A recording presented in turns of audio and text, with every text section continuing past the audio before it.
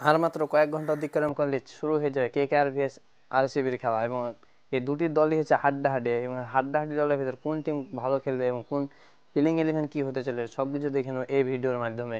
এবং কেকেআর এর playing eleven কি হবে আর আরসিবির প্লেইং ইলেভেন যেটা ছিল সেটা আমরা দেখে নেবো কেকেআর এর প্লেইং ইলেভেন কি হতে চলেছে। তো তুমি যদি এখন ক্রিকেটের একজন ফ্যান হয়ে থাকো, আইপিএল 2024 দেখতে এক্সাইটেড থাকো, তো ভিডিওটিকে লাইক করো এবং ক্রিকেটিং বাংলাকে সাবস্ক্রাইব করো। এই ধরনের ভিডিওর আরও নোটিফিকেশন পেতে বেল আইকন বাজিয়ে দাও। এই দুটি দলের মধ্যে এতটাই হাড্ডাহাড্ডি খেলা হবে যে তোমরা দেখে ই করতে পারবে, শুধু চার ছক্কার বন্যা বয়ে যাবে। এবং এই স্টেডিয়ামটি হবে ব্যাঙ্গালোরের সেই স্টেডিয়ামটি, যে ছোট স্টেডিয়ামে যে একটু ফিল্ডিং মিস হলেই চার আর ছক্কার বন্যা দেখতে পেয়ে যাবে। তো চলুন শুরু করা যাক, ফাটাফাটি দেখে নেবো কেকেআর এর ফিল্ডিং এডিশন কি হতে চলেছে।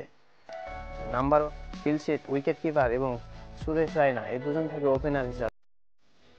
ফিলসিট এবং সুরেশ রায়না এই দুজন, এবং নাম্বার 3-তে থাকবে ফিনক্যাটে সাইয়ার, এবং নাম্বার 4-এ থাকবে সিও সাইয়ার, এবং সিও সাইয়ার ক্যাপ্টেন হিসাবে থাকবে এবং ভালো একটি ব্যাটসম্যান, সে সিও থাকবে নাম্বার 4-এ। এবং মিডল অর্ডারে থাকবে নিতেশ রানা, নাম্বার 6-এ থাকবে রমনদীপ সিং, রমনদীপ সিং। এরপরে থাকবে রিঙ্কু সিং, আর এরপরে চার ছক্কা বন্যার প্লেয়ার থাকবে নাম্বার, এবং নাম্বার 8-এ থাকবে আন্ডার রাসেল। এবং আন্ডার রাসেলকে তোমরা চেঞ্জও দেখতে পারো, আন্ডার রাসেলকে এখানে 5 নাম্বারও দেখতে পারো। এবং নিতেশ রায়নাকে এখানে খেলাতে পারে, নিতেশ রায়না এখানে হবে।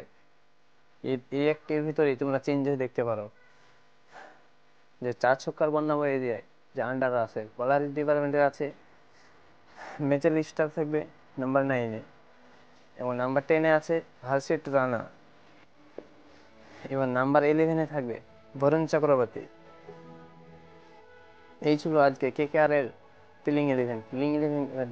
তোমরা যদি কেকেআর ফ্যান হয়ে থাকো তো ভিডিওটিকে লাইক করো এবং চ্যানেলটিকে সাবস্ক্রাইব করো, আর কমেন্টে কেকেআর